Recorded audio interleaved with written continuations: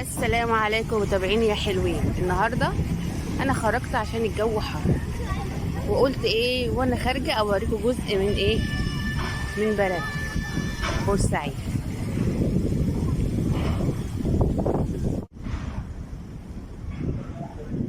المعديه وجمالها، لسه طبعا انا رايحه عليها.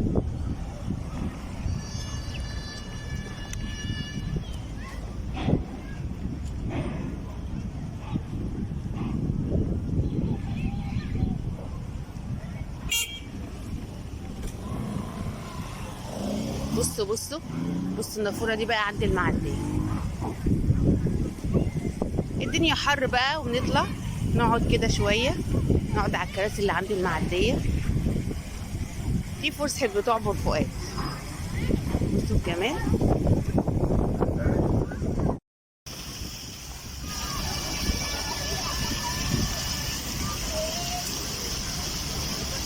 بصوا بقى، بصوا جمال النافوره تغير الوانها ازاي. بصوا بصوا ادي اتحولت للون تاني، ولون كمان اهو. الجمال، ايه الجمال ده! بصوا بصوا بصوا بصوا الالوان. ودي بداية، وده الجامع بتاعنا الكبير.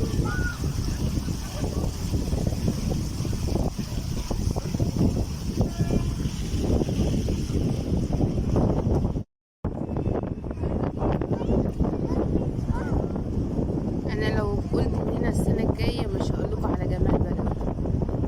بصوا بورسعيد تتحدث عن نفسها. بصوا الجمال، بصوا الروعه، بصوا الجمال.